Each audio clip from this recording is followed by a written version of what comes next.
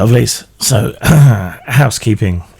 First up, after talking things over with a few people about the whole Munchkin big box thing, 25th anniversary, and me and Steve's erasure from the history, I decided not to go the e-begging route with the GoFundMe, and not to do a crowdfunder of any kind, basically.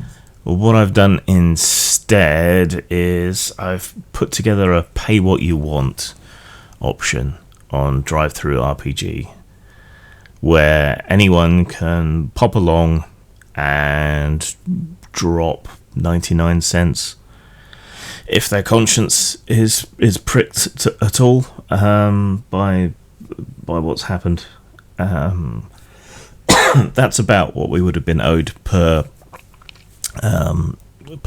big Munchkin box set, initial box set. You know, was it 26 quid or whatever it costs?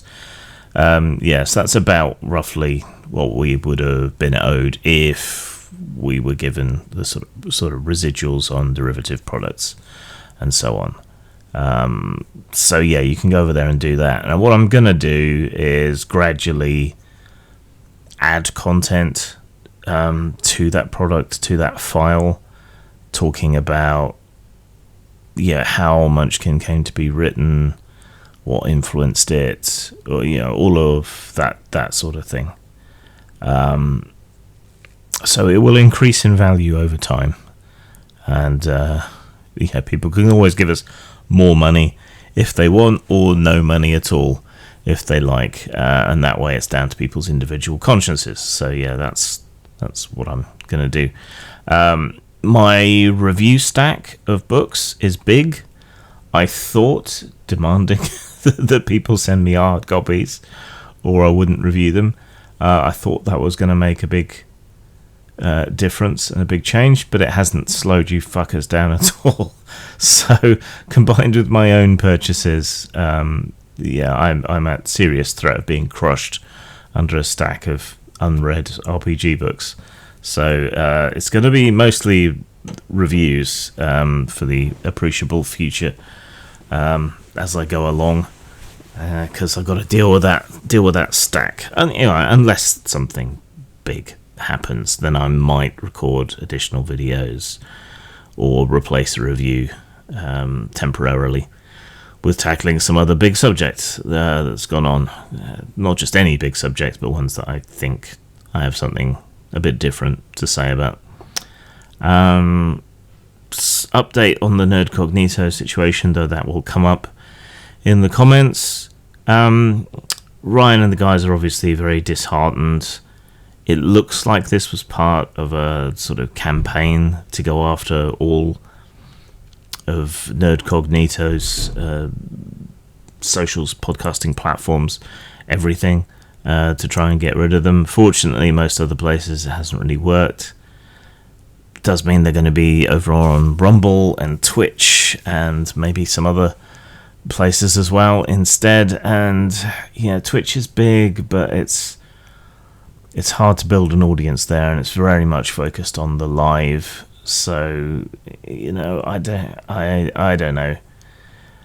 They've given up on appealing, and sadly, at least on YouTube, don't have enough of an audience to kick up a big enough stink to have this looked at. So keep your eyes peeled, look from on Rumble and other alternatives, and hopefully at least they've got enough activated fans over on those other places that it's still doable. My next Sunday game, not this Sunday, but starting next, will probably be running Modifius's Fallout 2D20 game, because you might as well ride the Fallout hype train into the ground, I suppose. Plus I just kind of feel inspired to do it and to give my particular spin on Fallout, which some people might find interesting. So I'm asking people to commit to try and turn up for 6 sessions, still switching off weeks with T-shirt, and then I'll go back to the Grim Game project, though technically, having not played the Fallout RPG, it's part of the Grim Game project. So yeah, you may have noticed me coughing in a lot of videos, and just now this is a side effect of the current medication. With my previous medication it happened as well, but slowly went away. With this new medication it seems to be a side effect as well. So somehow it relates to the heart, right? It can be a sign of heart disease, so if you have a persistent cough, go and see your doctor or whatever. I don't seem to have that, but because it's doing stuff to do with my circulatory system, it creates the same sort of symptom. So I'm sorry for the coughing and the occasional unavoidable assault on your eardrums. I do my best, but I just don't have the time to go back and edit for every strangled gasp, cough or choke that I might otherwise make. Besides, some of you get off on the joking.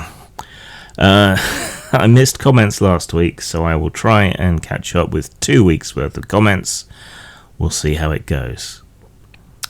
On the Nerd Cognito censorship, the Dave, well, that's assertive, the Dave says, "This is despicable. I don't care if you're left, right, or upside down. This is wrong. Censorship murders truth and eventually comes for us all.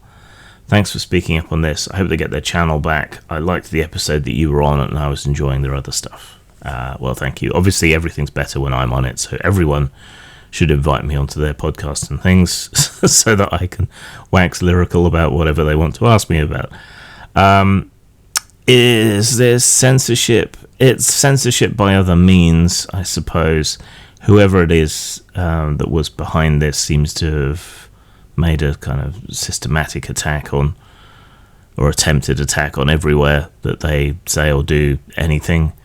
It just happened to stick on YouTube due to some ancient history of some kind. So technically, by the rules, it's perhaps kosher, but ethically, morally, all of those other things, and even pragmatically, it's dumb as fuck.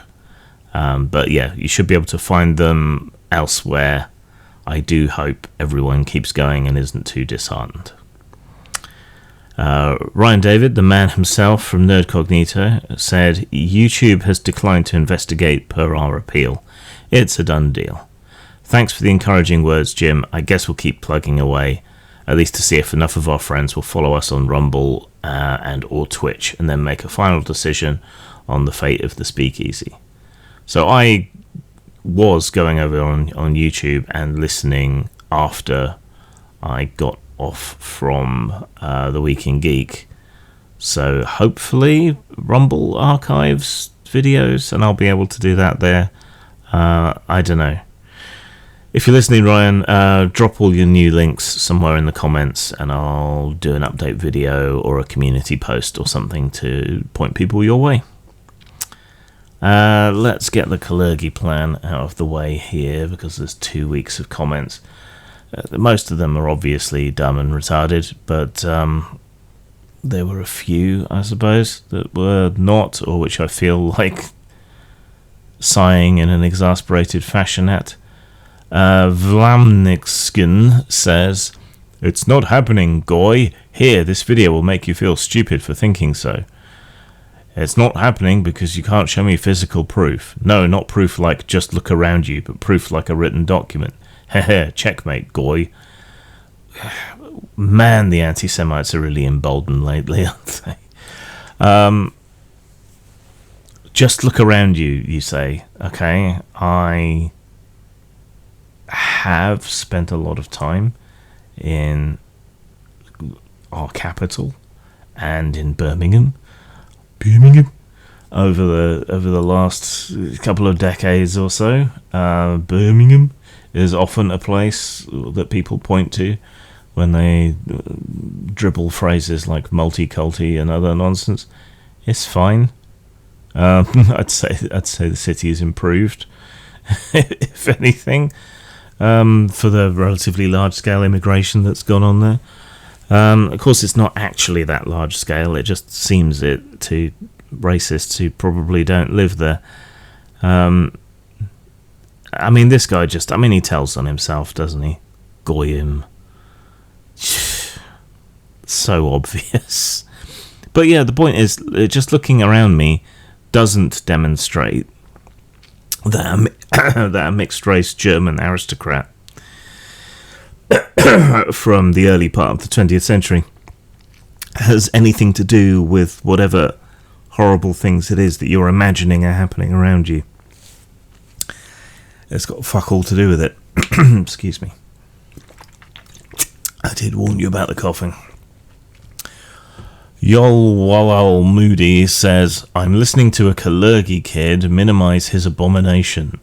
Of course, it dismisses. No, we don't want to live with muds and we don't want to be genocided. But that boggles mud mind. Say it ain't so. So mud, I think, is mud blood. So yet again, this is someone far right deciding that I'm mixed race. For some reason. This used to happen a lot more often when I had a black and white photo online.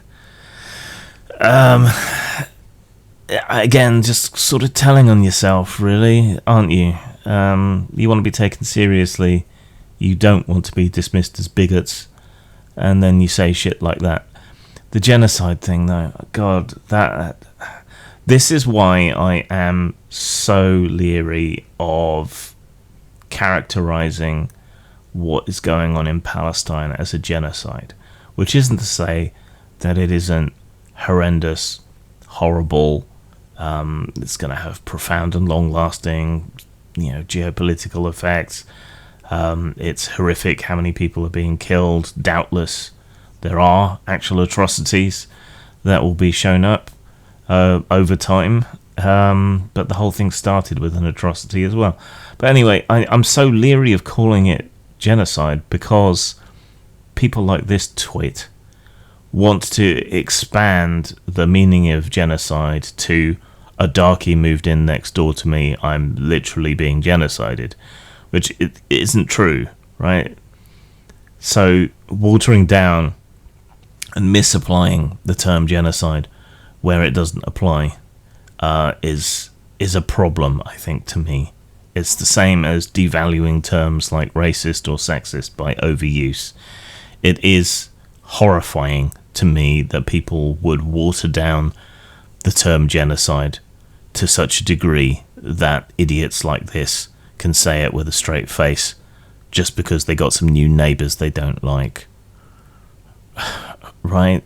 I know that's unpopular with some people because they want to include things that are genuinely horrendous, like what's going on in Gaza, but it is a slippery slope. And we've seen what's happened with other terms. So I really don't want that to happen with what is perhaps the worst possible crime that humans can commit against their own species. So it's like people can be horrible politically without being Nazis, right? You don't have to call them Nazis. You don't have to water down and devalue the term Nazi or fascist by overuse, and it threatens us all when you do.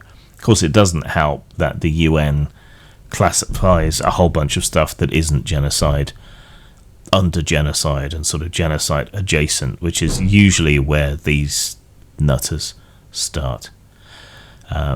Matt says, this Satanist seems legit.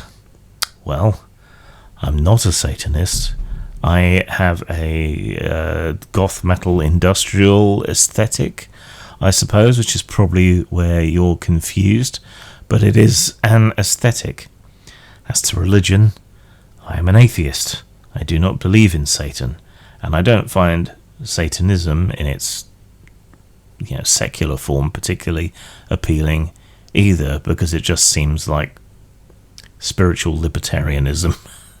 And I mean, by which I mean American libertarianism with a capital L, and that just doesn't appeal to me. So well done, you fell for my carefully crafted traps. Now, unusually, someone called Don't Watch My Playlist actually honestly tried, to back up that the Kalergi plan was a thing. My common refrain is, show me the plan then in the book, if you're going to claim that this conspiracy theory is correct, because the conspiracy theory is that this mixed-race German aristocrat had a plan that you put down in a book called Practical Idealism, and that plan is being enacted. You know, so there's a lot that someone would have to prove there, but it starts with demonstrating that there is an actual plan in the book. So this person actually gave me some references, including the edition, Praktischer Idealismus, Wein Leipzig 1925 version, and gave me page references 20, 23, and 50. Now, of course, it's in German, and it's in somewhat archaic German. However, there are translations, and if ChatGPT is good for anything, it is giving better translations than Google Translate. So I did both just to double check, even though I have read translations before. And none of those pages, which I'm sure will surprise none of you, none of those pages demonstrated a plan. What they demonstrated were observations and speculations by an educated and intelligent man who was nonetheless wrong about a whole bunch of things from that period. What he observed at the time was that the access to travel and communication that he had early access to, being from a wealthy and aristocratic family, that travel and communication fostered bonds beyond the bounds of traditional race, nationality, etc. Right? Now, he was an example of that, being a mixed-race person in a time when that was very unusual. But he also saw that in his time, you know, travel and communication, these were provinces of the relatively wealthy, and he was a product of that.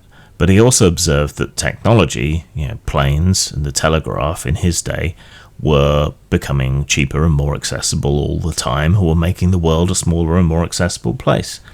Humans have always travelled and always interbred. So it's a perfectly reasonable inference from history and the observations that he made of technology, travel, etc., that this would happen more and more naturally as a result of those technological and social changes.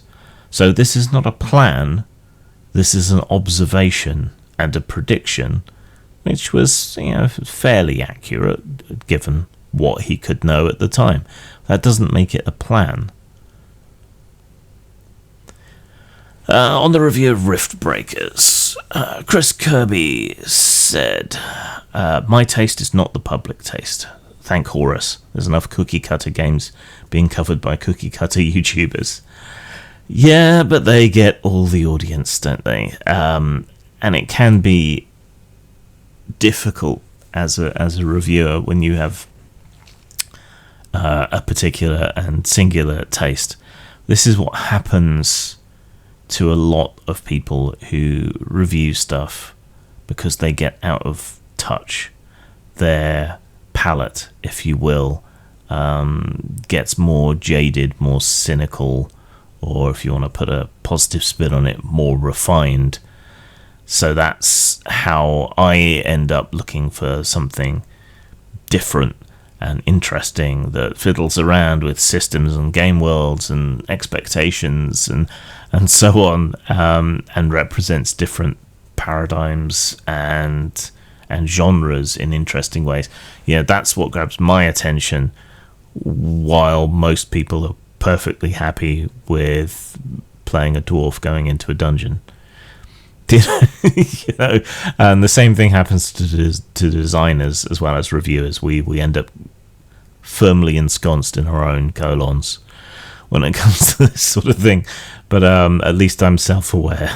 I guess I've got that going for me. On the Kerr Nathalas review, Truffle said, I was waiting for the words kind of tempted to do it myself. I'm so surprised it took this long and a run of Alex's books for you to talk about showing how it's done. Okay, or should be, still. I'm thinking about it, but I've got other projects to finish, which I'm finding difficult to stay motivated on and finish first anyway, but eventually I will get around to doing something single player oriented, almost just as an exercise, I suppose, to stretch my legs. When I did Machinations of the Space Princess, it's because I was being seen very much as sort of OSR adjacent, but I wasn't particularly enamored of old school D&D rules, so that was kind of an exercise, and it did pretty well for me. So maybe the same thing will happen here. Patrick R says huffily, it seems you thumbed through the book but never even tried to play this game. Then you went on to tell everyone how you would have made it better. Calling your effort half-hearted would be an overstatement. You're doing this game and this designer a disservice. Well, given that Alex turned up in the comments and seemed pretty thankful for my attention, I don't think so. I don't get the opportunity to play as many games as I would like to, with the kind of fullness and so on that I would like to. That much is true. But every time I review a game, I do sit down with the system, I generate myself a character to get to know that part of the system, and I run myself through a few roles and encounters and things just to get a feel for it, right? It doesn't take that long. And then later on, as part of the Groom Game project, I might come back and play something in a more fulsome manner. Telling people how I think the games could have been made better, that is a new thing that I've started doing just, this last couple of weeks or so. Most people have taken that in the positive sense in which it is meant. And I hope it's useful. Me as a 25 plus year veteran of the games industry, I like to think egotistically that some of my ideas might be useful to someone, and that's the kind of advice that I normally charge money for. So I think you're being rather more uncharitable than I was. Female custodies, that's still a thing, isn't it? Daniel says, the whining about female custodies or any inclusion of women as prominent characters in popular media is really indicative of the emotional frailty and immaturity of the people who make a huge deal out of it. I mean, does it really matter if the 9-foot-tall overzealous murder machine has a penis or a vagina? Well, in the video I kind of went over how it does for a whole bunch of thematic, mood setting, historical echoing and so on reasons. You could say, does it matter? But then if it doesn't matter, why does anyone want to change it? Would you say the same about the women freaking out over Lara Croft's boobs in the past or Stellar Blade today? Would you say that's emotional frailty and immaturity? Because surely if one is, then the other is. But I think this is a profound lack of compassion for other people. This is a 40-year plus game, world, set of lore that people have invested thousands upon thousands of pounds in, hours and hours and hours and hours and hours of their time. They are into it and they spend a lot of money on it. So it does mean something, I think. It means a lot to a lot of people. Escapism does mean a lot to a lot of people. And fictional worlds tend to live or die on how plausible and internally consistent they are. That's why the last seasons of Game of Thrones were terrible. Right? They ran out of book, so it was no longer true to itself, and everything twisted and turned in ways that didn't feel right or consistent. And so it goes with just about anything else. It is a very, very shallow sort of analysis to say, oh, none of this matters. Right? If Gandalf turned up at the Battle of Helm's Deep in a Honda Accord, it would ruin the scene and the whole book, the whole film, whatever that turned up in, because it doesn't make sense and it violates what you know about the game world and its internal consistency, right? It's not that hard to understand, or to at least empathize or have some compassion. Damned Time says on the video where I was decrying people overreacting, but still about female custodies. As an atheist, I don't care if this guy is a Christian fundy nutbag. He's fighting a cause I agree with, getting authoritarian, neo-Puritan, far-left activists out of our fucking hobby. Just like I agree with someone like Ethan Van Sciver, who is also a Christian fundy, on encouraging comic book creators to not apologise for their creative freedom. Maybe if the more reasonable left-leaning people like you spoke up more.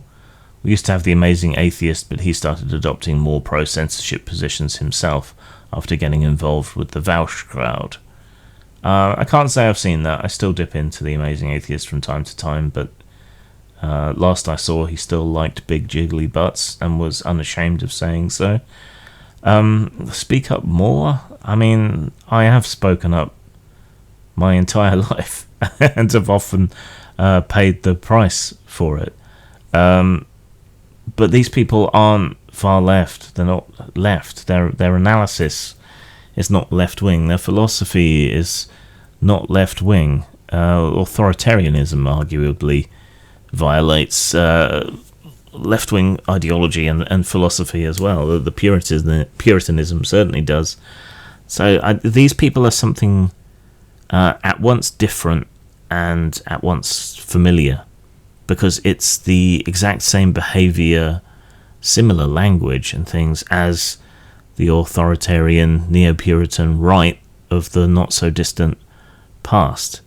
It seems to be some sort of zealous weakness in people that seems to exist somewhat outside of ideology, but which is historically more encouraged by right-wing ideology than left, which is why this current identification of these nutbags with the left is so painful. It's All Fun and Games says, maybe the thumbnail should have clearly stated tiny YouTuber advice for other tiny YouTubers for accuracy. It's not good advice, though. You all don't have the same level of primacy in the universe you think you do. If people really want information about the culture war, they can go to large and serious voices like James Lindsay, Nerdrotic, The Weinsteins, Critical Drinker, or Sargon of Akkad. What tiny YouTubers say isn't going to decide the war. It isn't even going to push the scales a little bit one way or the other. I never said I wasn't a tiny YouTuber, but that doesn't make what I say any more or less important, and small amounts of influence pile up. As to large and serious voices, James Lindsay is no longer a serious voice. The man went mad at some point after Sokol Squared, which was the last good thing I think he did. He's just gone insane. Nerdrotic, they're hyperbolic, but meh. The Weinsteins also went insane. With them, you can trace it more directly to COVID, at which point they went from being the good kind of liberal to the bad kind of liberal, as Marge Simpson would have put it when visiting Boston. Critical Drinker, I quite like his content, but I don't think he's a particularly serious voice because he's fairly comedic most of the time. His film criticism and so on is good, I think. I think he has a solid grasp of what makes a good story and so on that many people don't. But he's not really a serious voice. And Sargon, God, why would you bring him up? He has descended into far-right insanity and into a tiny little bubble of yes men that are constantly sucking him off the whole time. Ever since that whole insane UKIP stunt, and backing Brexit. What a loon! How can you take him seriously anymore? You can't. Is the answer. And dude, my good dude, you seriously need to diversify your media input. Wiley.kiwi or Kiwix, it looks, might be Polish, don't know. Says he's right though about the screaming crazy guy I was critiquing. Scream louder, my dude. Trans rights aren't human rights. Miss me with that shit, because I am sick of being smeared and associated with all this anti-trans sentiment. Right, activists are shit. Activists are always shit, right? Because they're so absolutely activated and consumed by their cause. But the vast and overwhelming majority of trans people are not trans activists. Thank goodness. Right? They are just ordinary people with problems, same as the rest of us all have, trying to live their life. And most of them don't want to be, look at me, I'm trans. They want to be accepted as, and to live their life as, the opposite gender to their birth sex, or however you want to put it. I've given up trying to track the language. But they're human beings, right? And human beings are, or should be, entitled to be treated the way we would expect to be treated. So with at least a modicum, a tiny amount, a smidge of respect and dignity. Right? And trans people are human, so they have human rights. Same as the rest of us. Or at least as many rights as we agree to give each other. Justin Heads says, saying woke aren't leftist shows how leftist and diet woke you actually are. People like you are the woke of previous generations, and the woke of now could never have existed without you, and your ideology would never have led anywhere else. Woke is an inexorable and intrinsic outplaying of your own completely garbage, trendy as all hell while thinking it's anything but fallacious worldview. Well, thank you for your opinion, I guess. But they're not leftist. Where is their material analysis? Where's the class consciousness? Are they creating or dismantling hierarchies? Are they authoritarian or anti-authoritarian? See, this is the difference between what is actually progressive and, I would argue, what is woke. And woke, at the risk of repeating myself, has far more in common with the Christian evangelical censors of the past, with the Mary Whitehouses, the Pat Pullings, the Jack Thompsons, the Frederick Worthams. It's part of a continuity, a continuum of those kind of people. It might wear the left as a skin suit, but it is not left-wing in any recognizable form. The left-wing tradition that I come from is one of class analysis, class and wealth, of communitarianism, that being we help each other, of internationalism rather than globalism.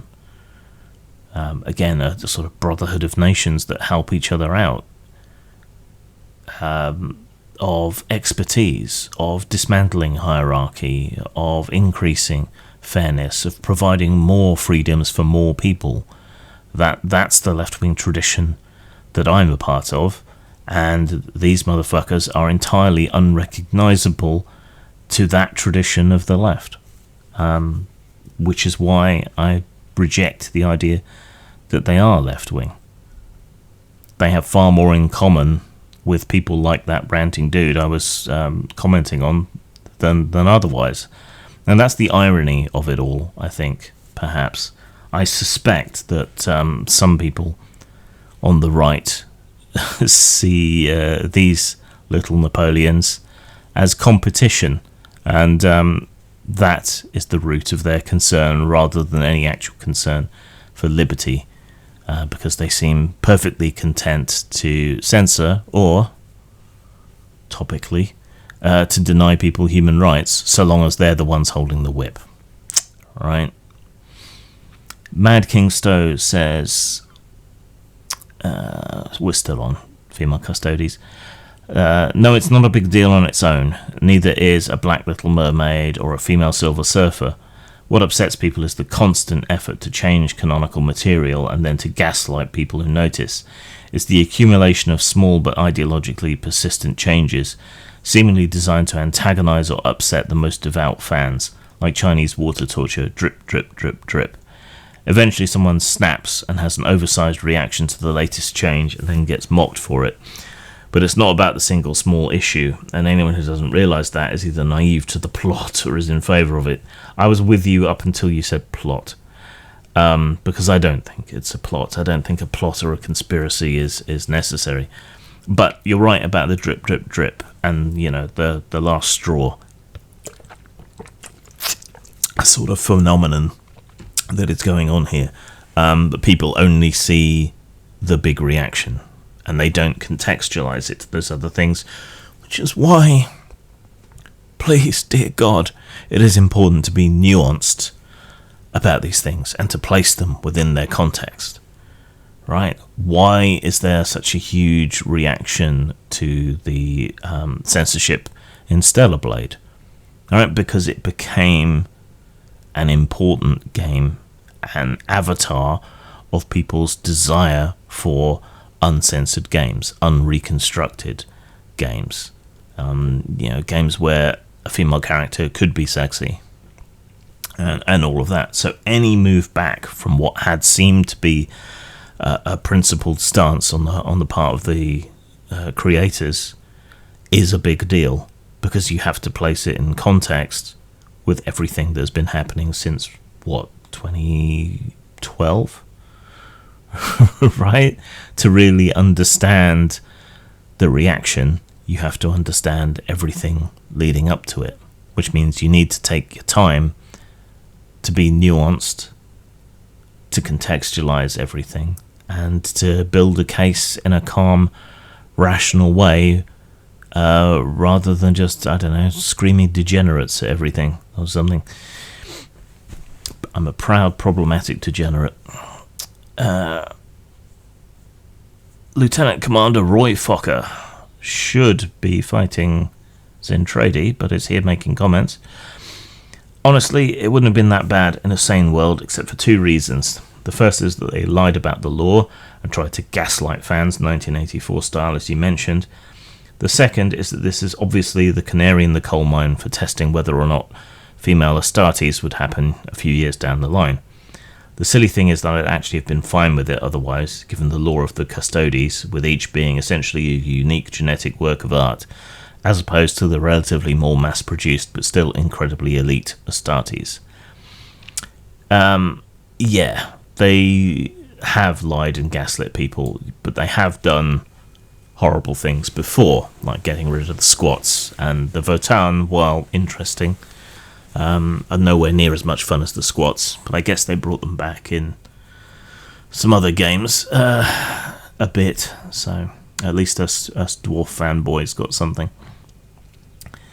But yeah, I agree, it is the canary in the coal mine for testing whether or not female Astartes will happen down the line, and they're already suffering boycotts and people swearing off buying anything from them ever again, and instead taking to the high seas or shifting to different games, which I think is a bit of an overreaction at this point, but if they did ever do that to Space Marines, I think that would be a lot bigger, and a lot more of an issue. So you may be right that it's like a tester. It's just the reactions, if you're a normie on the outside, look insane. And unfortunately, image matters. A radical dude says, "What next? A chapter of Space Marines who are wheelchair bound? What is that, brother? It's a wheelchair, brother. Shut up. Get in the fucking dreadnought. On one of my videos about the Munchkin issue, and yeah, I'm butthurt and probably not entirely rational about the whole thing, but they're well on their way to $750,000 on the Munchkin big box now. I think I'm entitled to be frustrated that a phenomenon that I helped start has made all this money and I've seen fuck all. I think I'm allowed to be a little bit salty about that, okay? Troffle says, why does this sound so horrifyingly like the same kind of result of the Ed Greenwood TSR/Wizards of the Coast sale? Is there nobody in the web of contacts that isn't a couple of connections to Steve Jackson? Wikipedia defines Munchkin as a card game. The only reference on the whole page to power gaming isn't even linked. Only its reference to winning an Origins award is listed. And there's no page for it. Can you write a Wikipedia article about the guide to power gaming? The cover image on the Warehouse 23 page, the cover, doesn't even have either of your names on it. Just the written by single line reference in the text description. Jesus wept, there's a 4-page downloadable preview. The cover, contents, introduction and index. Not one single mention of your name in any of that. Wait, you recommended John Kovalik. Can you not contact him? Okay, so that was a lot. Let me work my way through this. So this was a bad contract, but it was the first thing we did professionally in the industry. So, some of it's on us, right? I'm definitely not denying that. Is there nobody in the web of contacts that isn't a couple of connections to Steve Jackson? Yes, but I don't want anyone to start anything with Steve Jackson Games or anyone that works for them. I still owe them for giving me my big start. And we have made representations, including legal representations, and nothing's come of it. Because bad contract, right? We were young, we needed the money. And technically, there's no difference between the inside of a man's mouth and a woman's mouth. Wikipedia. Oh, God, don't get me started on Wikipedia. I can't even update the photo of me on the Wikipedia page for me without someone reverting it and kicking up a stink, and nor apparently can anyone else. Wikipedia is lost, right?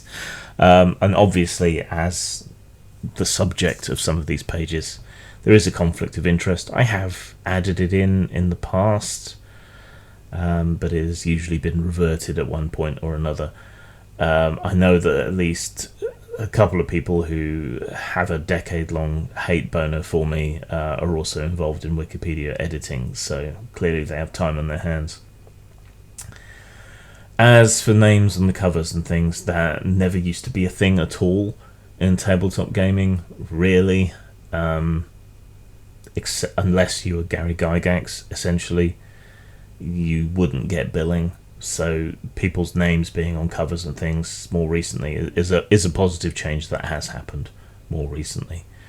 I wouldn't ask John to potentially sour his relationship with Steve Jackson Games on my behalf, and I doubt he would anyway, because while I recommended him, they didn't use him that much in the actual Munchkin's Guide, which actually quite upset me at the time, but hey-ho. Jeff says, Munchkin is up to 50% of Steve Jackson Games' revenue. That's just mind-blowing. At one point, it was 70% of Steve Jackson Games' revenue. I think that was 2000. It was either 2005 or 2006-07, somewhere around there. But yeah, it has been the heart and soul of a lot of Steve Jackson Games' business for a long and protracted period of time. As I think the success of the big box crowdfunder shows. It was intimated to me many years ago now by someone on the inside that basically the Munchkin phenomenon saved Steve Jackson Games. from potentially going under.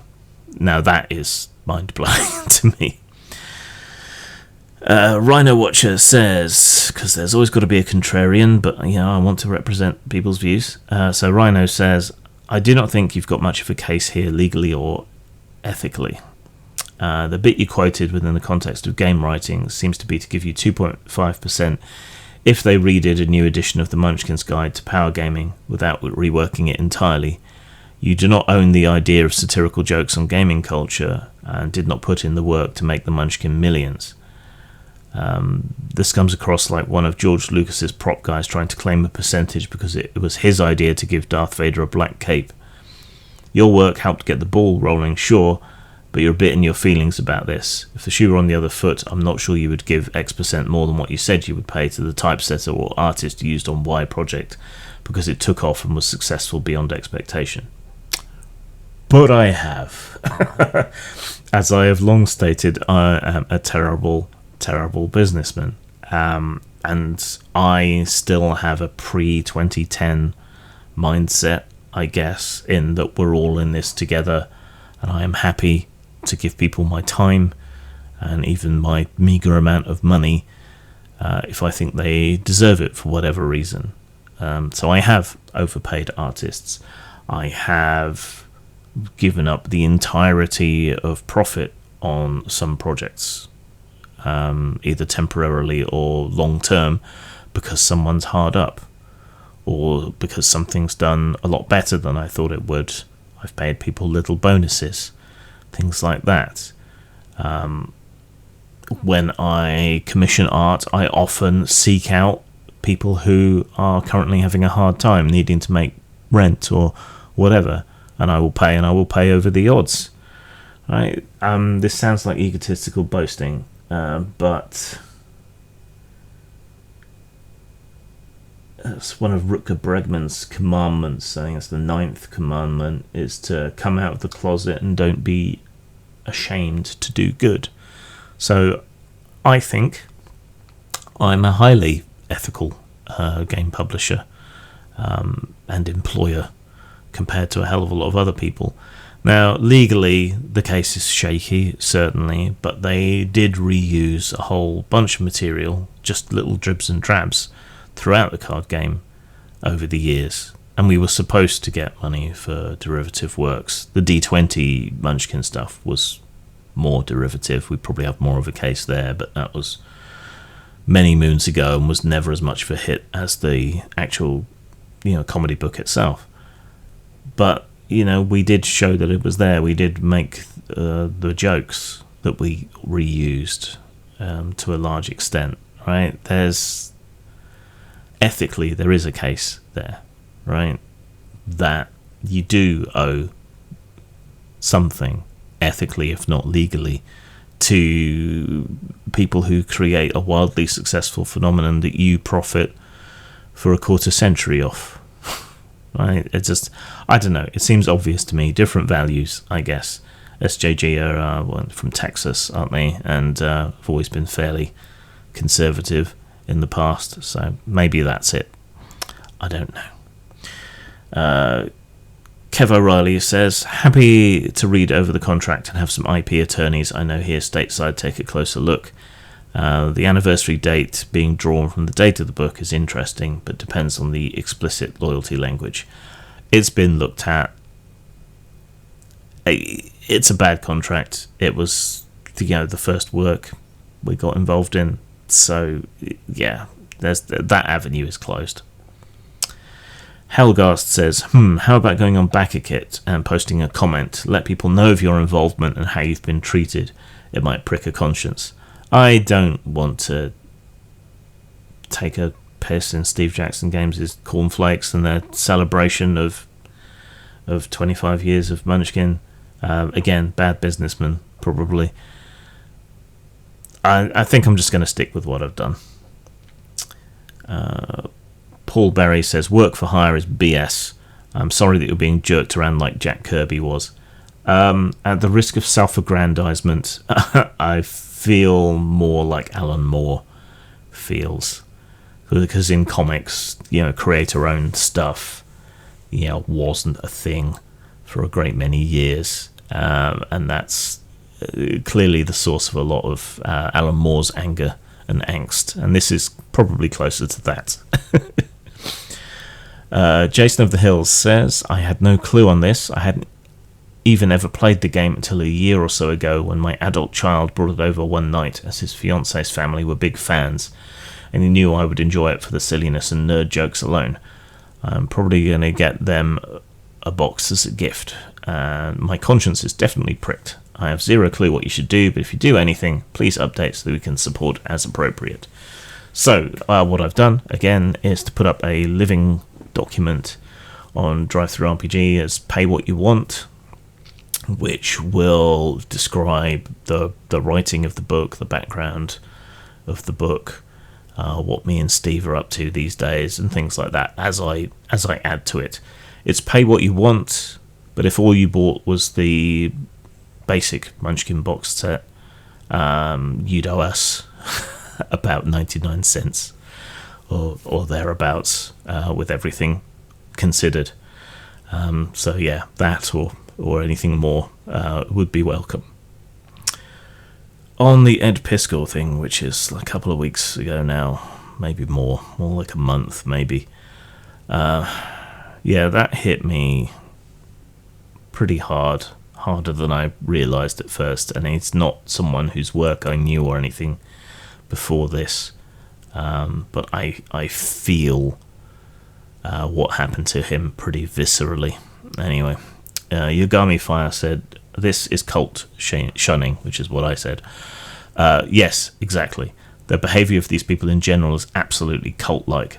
I've been trying to point this out for a few years now. The behaviour is not political. It is faith-based, religious, cult behaviour.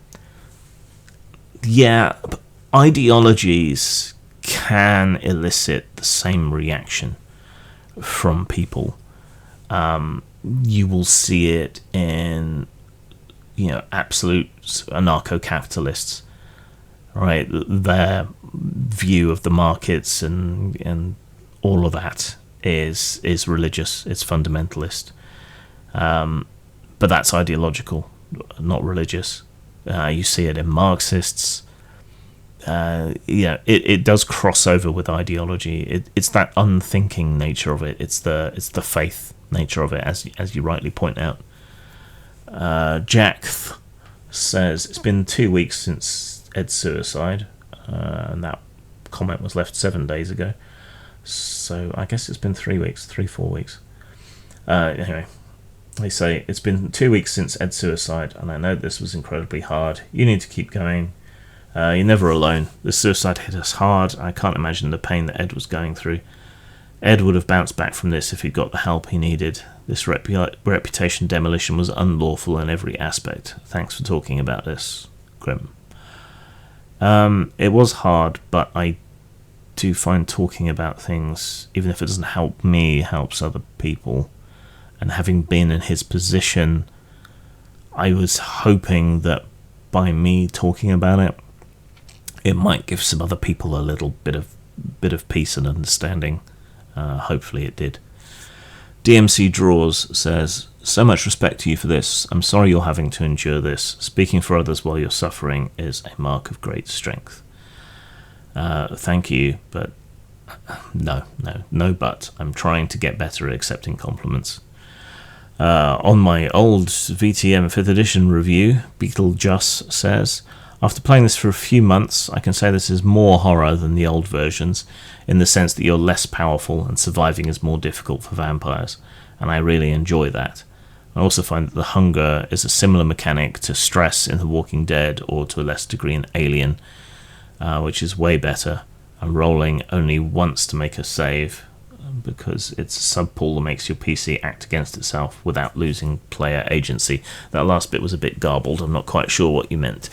However, I don't particularly like the stress mechanic in Walking Dead or Alien or the Zero engine as a whole, really, because characters are massively incompetent. Unless you indulge in stress, and even then they're still pretty incompetent, which makes playing those games, I have found, difficult. But we will get around to a live play of one eventually, and who knows, maybe my attitude will change, but that's certainly been my attitude from watching it being played and tinkering around with the systems and so on before. On the Iron Claw After Action report, Dark Folklore says, here's an idea for an evergreen video, a guide on how to play TTRPGs online. The D&D virtual tabletop platform is going to come out at some point, which is topical, and many people are running more online games. Your experience in running tabletopless might come in handy here as well. I doubt that my tabletopless advice will be terribly useful to people, but it might be fun to do something about that, just to titillate people. I'm sure people are curious. As to how to play TTRPGs online, it sounds like it would be an evergreen sort of video, and I guess I could think of an approach that would be evergreen. But, just a few years ago, I'd been talking about how to run TTRPGs on Google Hangouts with plugins, and that's all gone. So it's hard to keep up, unless I limit myself to evergreen advice, which a lot of which is like, duh. On the old Mouse Guard review, Andrew Garofalo says, my experience is that people who like games like this end up dreaming about playing but rarely actually play. They obsess over details and end up trying to create a simulation that can only be run by a computer rather than a human being. If you want the complexity of computer games, then play those. I'd rather play games with rules that encourage groups to actually play the game, rather than just dream of what might be. I purchased Mouse Guard to play with my kids many years ago, but it was just too complex, so I resold it on eBay. Just read the rules on how to resolve chases to see what I mean.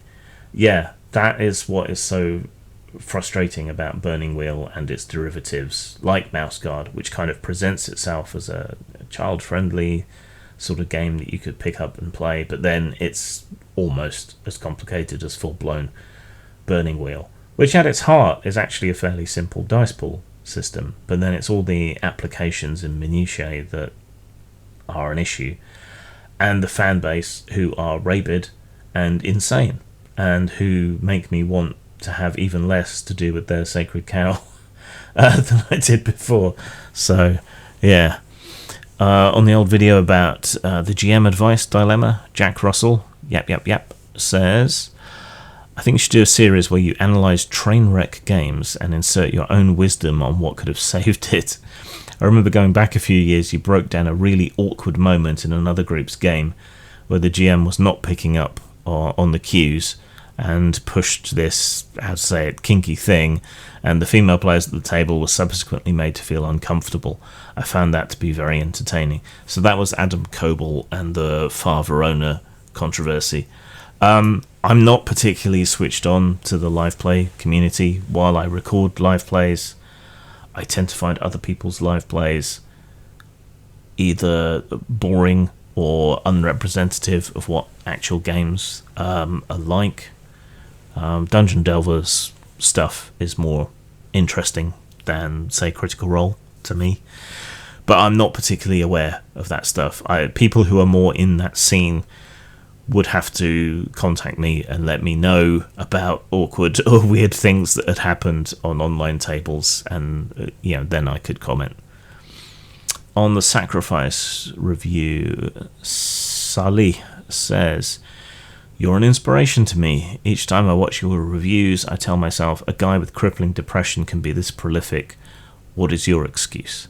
And then I start working on whatever project I should be working on.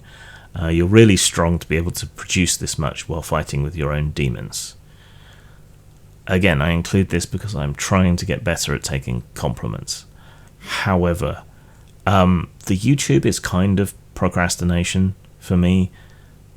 It takes me away from doing other things that I feel too pressured to do, and I can kind of create a YouTube review on autopilot to an extent, which isn't to say I don't put the work in, reading the book, creating a character, testing the systems, and so on. But yeah, this is me avoiding real work. And well, I'm glad you take something positive from it, and it helps you to see me struggle and fight and keep doing things. I sound like I've minimized it now, but no, it is a struggle every day to get up and do stuff, right? I think you'll find that most depressives and a lot of people with other mental health issues, yeah, it's a struggle every day, but you don't necessarily see how much of a struggle it is for people, because we want to spare you. We don't want to be a constant downer, and we like to think that we can get on and do stuff for ourselves, however exhausting and difficult it is. But if it keeps you keeping on, keep on keeping on. On the Oceania 2084 review, Mr. Angry Piper says, safety tools are powered by the apocalypse mechanic, and a quote from Olivia Hill. Did these people do even the tiniest bit of research on you before asking you for a review? Or are they hoping to use Grim Jim Hates It as a sort of advertising? Well, I mean, they saw the review. They did ask for it. And a Grim Jim review is kind of like democracy. It gives you exactly what you deserve. But they took it positively. They took my criticisms positively. They mentioned my quote-unquote bad review on their crowdfunder. So I think everyone's come away from it okay. I did agonize a bit about whether to post it up, but I did. Right, well, let's end on a semi-positive note. Simple Roleplay asks on that same video, yo, Jim, what role-playing games do you like? That's me interpreting slightly what was written there with the emphasis. Because a lot of people think I am relentlessly negative about things, which I'm not. You'll see that most things I review tend to get at least an average score, because most things that I review are average. Role-playing games that I like, then, to end on something positive. The list changes depending on what day. So what I'm going to go with here is things that we have played the most and enjoyed the most as games, as a group, with my Meat Space group. Alright, so that's narrowing it down. Dragon Warriors, Cyberpunk 2013 and 2020, Vampire Masquerade, Mage the Ascension, Cult,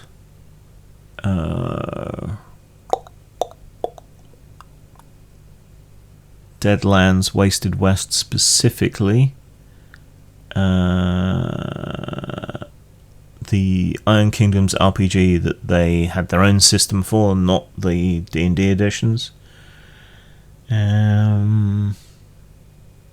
Traveller, haven't played that in years though. Call of Cthulhu. Yeah, that within those restrictions, I would say those are the ones that stand out from a lifetime of gaming. Well, that'll do, Pig. That'll do. Zang. I don't often make explicitly political games, but The Little Grey Book is one of them. It's a parable about this social media panopticon we've all made, where everyone is always watching each other for anyone who steps out of line in any way. And The Little Grey Book is about the inescapability of upsetting someone. It's a one-trick pony, but it's a good one-trick pony. Available at DriveThruRPG and post-mort.com.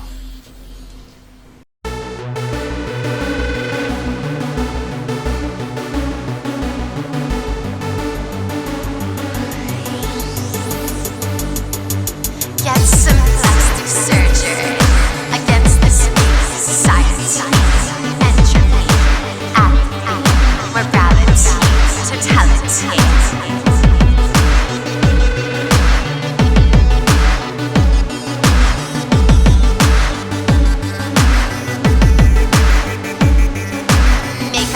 of your final days. Survival of the fittest haze. Might is right on, fight on, praise. Smoke and mirrors, twisted maze. Are you strong